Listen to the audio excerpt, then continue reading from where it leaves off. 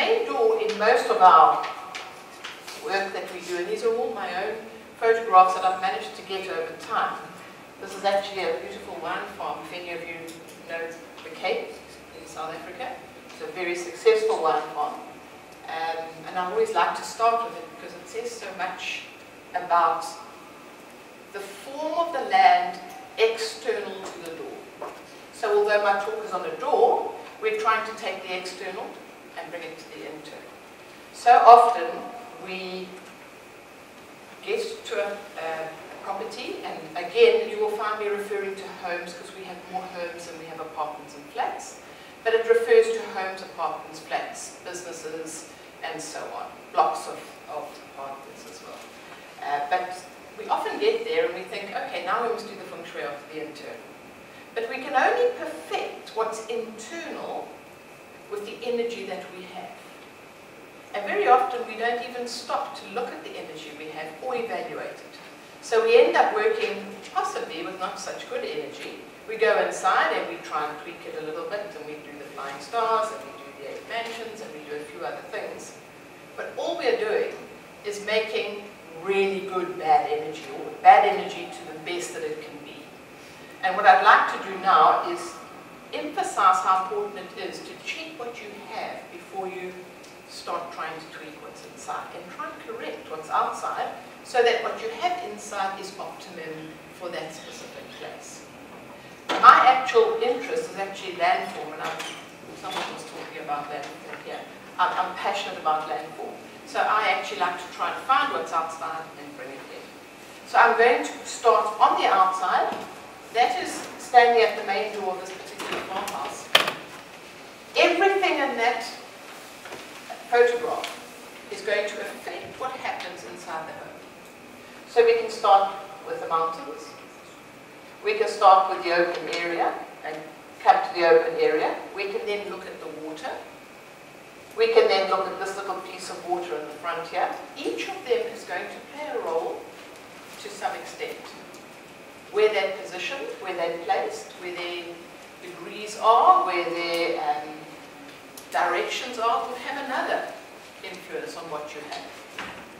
But I cannot go into all of that, we don't have a lot of time, so we're going to try and work with the energy that we've got out there and bring it into the home.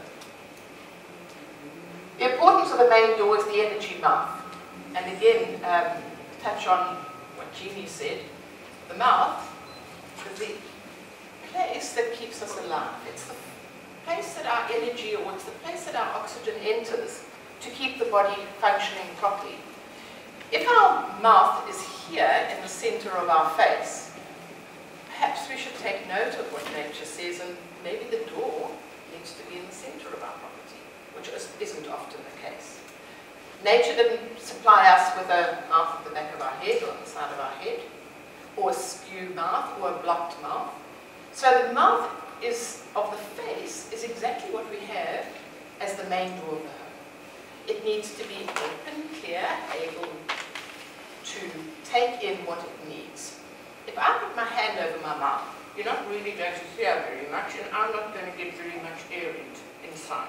So we don't want a blocked door. We don't want a door that's obstructed. We don't want a door that has a situation where the energy is not optimal. So that's the energy mouth of our home. We need to fine-tune everything in the house based on the quality of that energy. And I'd like to just stop now and tell you probably something you know very well. When I get confused with what energy is doing or what chi is doing, I go back to water. It behaves in exactly the same way as water. So as water works, if you enter water into a room, the bigger the room, the faster it's going to suck that water into the room. Right? Because it's going to fill the room up, and as quick as it's filling this room up, it's pulling more and more water in. When there's no space for the water to go, it'll stop pulling water in the same way with chi. So if you've got constricted areas, or clutter, as a lot of you have mentioned already, the chi has nowhere to go, therefore it will be a limited amount of chi. So it's an important factor to, when you are looking at something that's puzzling you perhaps, as to whether you have energy and have chi, go back to the water principle. What would water do here? Would it flow away? Would it flow in? Would it race in? Would it come in slowly? Would it collect? Where will it reach? It'll do exactly what water does. So that's always something that you can rely on.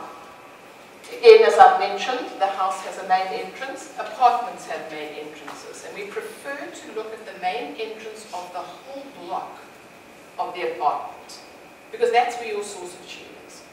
It then obviously is influenced by other factors. One says internal, but your source of chi to an apartment block is external to the main door of the apartment block. Where does this chi come from? If we look and we say to ourselves, we're getting chi, but where's it coming from? How do we know it's going to keep coming? When is it going to run out? I return to something a lot of the previous speakers have spoken about, and that's the planets. Because our source of energy comes from mountains. It's here. It's produced by mountains and it collects in water. So where does this energy come from, and at what point is it depleted? The answer is probably never. Because it has worked, it's an interaction of the planetary system with the Earth. So we turn around, and those of you who've done a little bit of landform will know that sometimes we refer to individual mountains as stars. And the reason we do that is they're carbon copies of stars.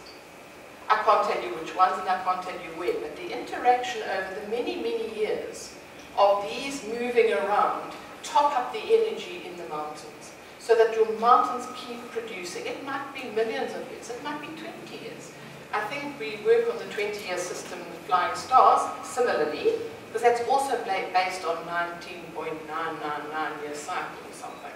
So you have the same system with that. Some will be topped up and some won't. Now, I think Jody mentioned the Earth Chi coming up. This is exactly what we're talking about in this situation. So the Chi moves around. Now, again, she mentioned the pagodas. Yes, they do have chi because they've been there for long periods of time, and they will interact. They will not have the quality or the volume of chi that mountains have. But as structures, they are working with the planets.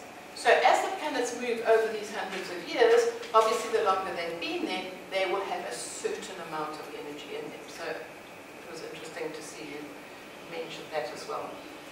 So this interaction with mountains is where we get our chi from. We've got to get the chi from the mountains to the main door of the particular place that we are doing. So I'm going to, first of all, just mention about the internal, external, and greater external.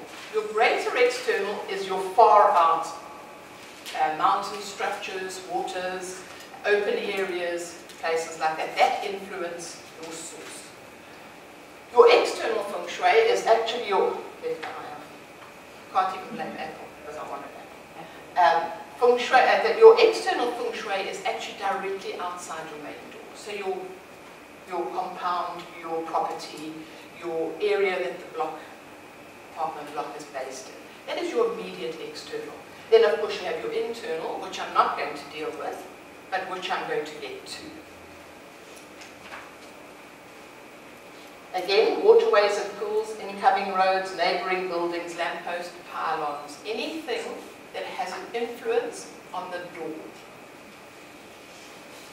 We have negative aspects. The negative aspect would be your pillars, pylons, edges of houses,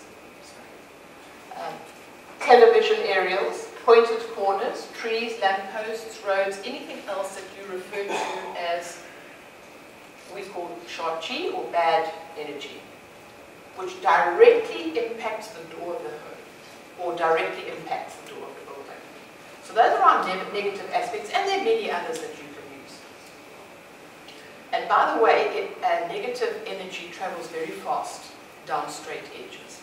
And I always challenge people who are not sure, because it's very difficult when you can't see energy to know what it does. If you have a home with a 90-degree wall, place a pot plant there, and in 3 months' time, see what has happened to that plant.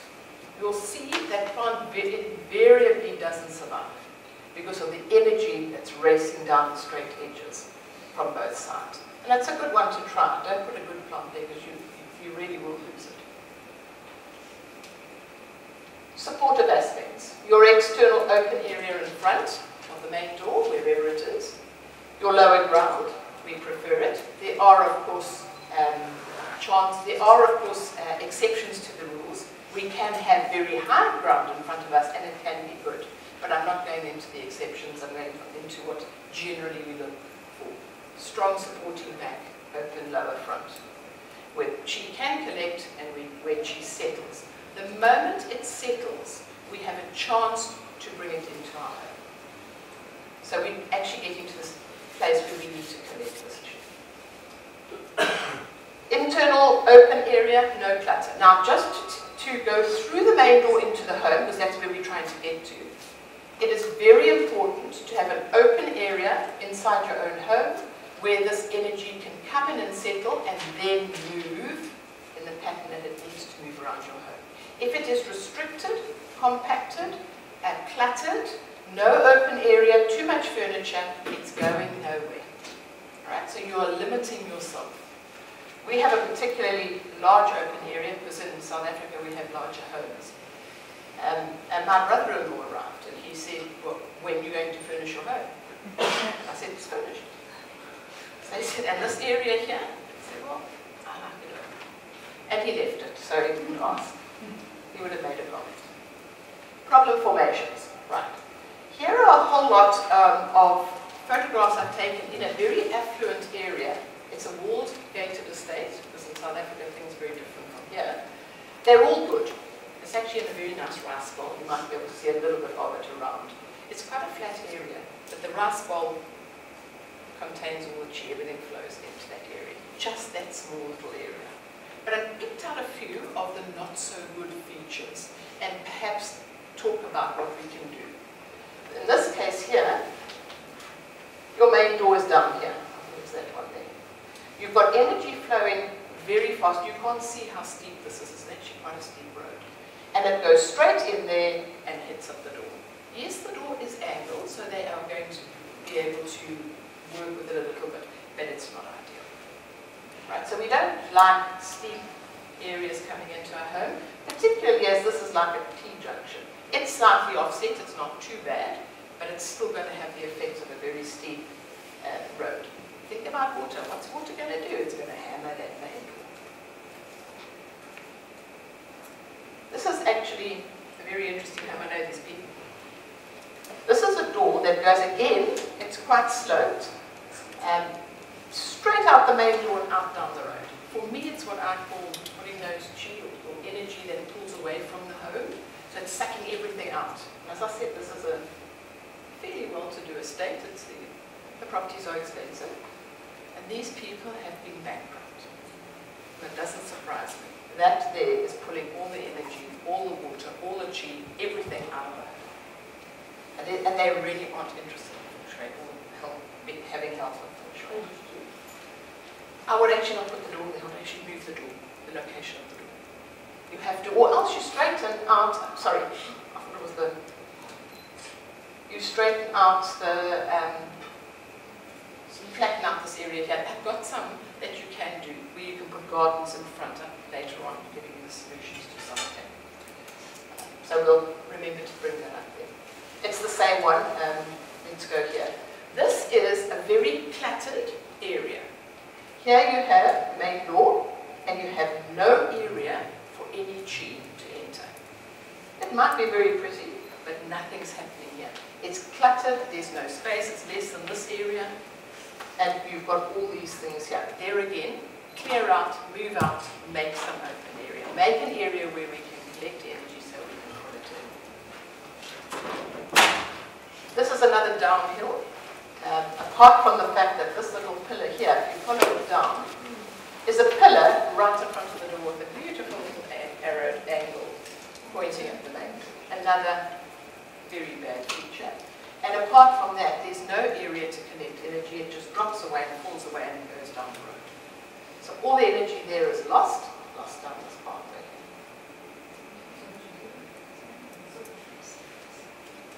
What would you do? You would have to extend out. I, first of all, wouldn't buy the home. Or if you bought it and you have a problem with it, you've got to get rid of this pillar. Or else you have to tilt the door. Move the door. You're going to always have a problem. You're always going to have a problem. You need to open up the area and try and get away from this pillar.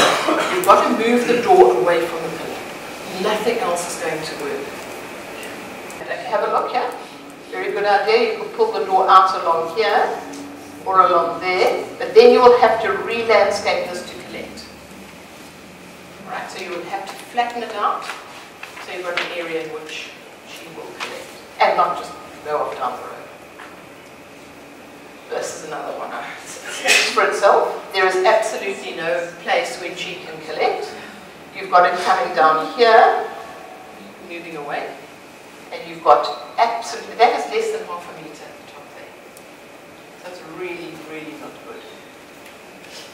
I don't know the people, I don't know the house, I don't know what is actually happening there in reality, but I can only imagine what would be going on.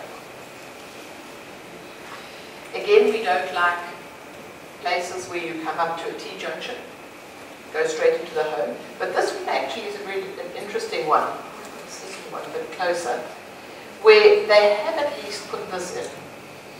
So it will slow down any energy that's going at the door.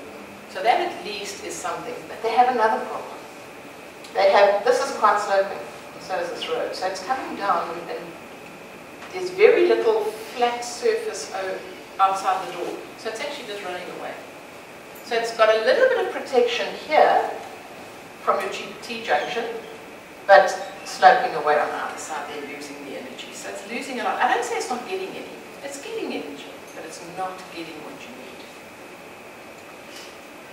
Another one here. This is, first of all, you can't even see the main door. It's here, this little thing here. And it's barred by this door and by this seeming walkway. If you have a look a little bit closer, there's no step there. You have to come in from this side. So all this is doing is allowing the chi to escape. That's all it's doing. So it's of no good. You'd have to block, I would block that off completely and make your entrance over there. It's not great. It's really not going to be good at all. But you would have to open out an area here and flatten it. Right, this is the one I showed you earlier of the door. Just a bit more of a close-up. Sorry about the bin. But again, showing you how quickly it goes down. And even if it doesn't go out the door, it's going down the road here. So it's missing. The chi is missing completely. You're not collecting optimum here. Think about water. Water's just tearing down that road and going away.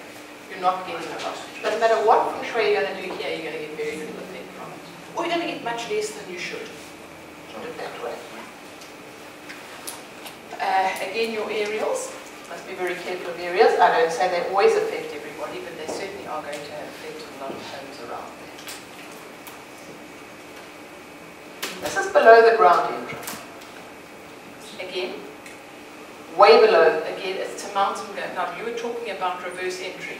This is looking at the homes from the opposite side now. These ones are entering from the back side of the home, and they face out the front. So it's still your main door. It might not be your facer, but it's still your main door. So you've got a problem. You're coming in from those areas. So it is a problem. It does have a bit of collection, but if you look at it from a chi collection point of view, the chi is hammering in there, and it's just not going to be good for the door. This one's very interesting. It's not very easy to see. This is a double door. That is actually a paneled window there. So this is a side of energy that's cutting straight into the middle of the door. So your energy is going down where the pillars are, which are doing a little bit of good because they're disrupting it slightly, but it's not enough. The door is hidden behind here because that's an extension. Okay, but see, again, it's moving outwards, sloping out, chi doesn't connect easily. Electrical substations. So again, this is not a house you would want to have, and again you can see it's all sloping out. No problem. Another one with very little collection point for chi, and again it's sloping out. This one here is a particularly bad house with a particularly bad outcome. Again, the door is behind all this little mess here. and chi can't get in. Try and close your mouth off. You're not going to breathe. This house is not going to breathe at all. There's no energy going in there. You're going to have to go in and clear it all out. And then once you clear it out, you've got to deal with the pillars. It's not good. But people do strange things. They really do. This one is just a chi coming out downhill. I'm going to show you on further slides how to accommodate that. This is quite an interesting one as well. This is another door which is secluded. But even worse than that, it's got this little sloping driveway down there and a sloping driveway down there. So it's coming out of the property. But it's pooling here. Alright? So it's being pulled out. So the moment you've got a pool of water and you've got places to pull more water, it's going to pull until it's drained all the energy completely. So that's also a bit of a problem. So these are your solutions or wood formations. Just an interesting one. This is actually from Warsaw. This is a nice area to collect chi, hold chi, and stop it from escaping. So that's what you're wanting, a nice formation. That is in from the front, so you can see it. This one here is angled. I don't know whether you can see it very well. So it's angled to there, straight, angled. So it's got that lovely formation, and it's also a very successful building. It's actually an art gallery. Good things have come from that. This is in Vienna. Again, another example of an area where it's pulling in the chi because it's got the arms on the outside, so it's connecting it. Nice and open, flat, easy to go in, many doors. What you're looking for. Discuss that one. Don't worry too much about water to the left and right of the doors. It's more a Chinese culture thing than anything else. But this is just a piece of water which would help water go in. This road does slope slightly, so it does allow you to collect in this area here. That's a nice formation to have, a nice area to collect. Your solutions. This is the one. I don't know whether you can see it. This is the semicircle that they've built in front of the door here because it does slope down. And there's about 3 or 4 meters between the door and the little semicircle that they've created. Whether they've done it deliberately, I don't know. I just noticed it. They bought the house and put that in straight away. That was quite interesting. Another one. Another house completely, also with a semicircle. But they actually have a little bridge here, which I don't think is so good either. You've got the bridge coming into the house and sweeping in. This is interesting. I don't know whether it was done deliberately, but it's right in the correct place. You've moved it away from the door, or they've moved it away from the door. But this house has another problem. This is its main door. And it's a garden, into the garden. And that because in our country, because we're the southern hemisphere, we like to face north. So north, this whole estate is east-west, which is not good. So you're facing north. They've tilted their houses to the side, so this door is around the side there. There's no door directly to the people. I mean, no one knows where to go, so the energy's not going to know where to go. So it's quite an interesting. Yeah, this again, I'm just showing you the same one at the top of the street where to see how steep it was and how the water was being lost at the side. But you do at least have this, which is buffeting your T-junction. So it is helping slow the energy down there. This is what you would like to have. A nice open area, another open area, so you've got 2 tanks or open areas to collect energy to bring it to the home. So if it's nice and open and you can work with it, you can probably do even more here by putting a little area to hold the chi, then you at least are going to give yourself a chance to get the best possible option for the house, and then you can work with that chi. This is also a very successful bed and breakfast that we have. You can see it's all open and very flat, and it's always very busy. That's a nice area. Internal, just to link the two. Once you have the main door, you have the chi outside, you need to bring it in. And as I said before, you need an open area internally, obviously relative to the space you have, so that you can then distribute it to the rest of the home. So you need to bring it in. Once you've got it in, then it will disperse around the home. Just a short case study. of a project. This is actually a casino project, and was done on the basis of Feng Shui. Very successful it is. I don't know for people entering it. I'm not a gambler, so I don't know, but it wasn't big. But again, you had a very high positioning and an area where the chi could fall away. Let's show you. See the road? So from this high position, it goes all the way down. So you would lose the chi, or you would pull the chi out to a large extent. So the water was put in to help, and there's a very big water feature at the top, and there's a very big open space. There's the water feature. Okay, so you've got the water feature to try and slow the chi down, collect it, and then it drops down and away. And then the doors are where my back is. That's the lovely open space you have inside. So they put this huge big area. There's a lot more to this that I didn't want to go into because they put turning circles to stop chi from being lost and things like that. But I've left out because I didn't have a lot of time to do it. That's the turning circle because it goes down. So they put that in to block the chi, to try and lock the energy in. And that's it. Just a summary of everything done so far. Open area outside the main door, preferably flat, preferably holding the chi and containing it long enough for you to be able to bring it into the home. No sloping away from the door, that's rule number one. Just flatten the area out in the front and try and contain it, and then what happens after that's not less important. No obstructions, no short chi, no corners of houses, pylons, roads, pillars and things, and open area inside the home and apartment, so that you can now take the chi and work with it. So your door, your main door, becomes a very important part in the Feng Shui that you use. Now you can get on, you've got the chi, you can now use it, use your flying stars, use your whatever you use to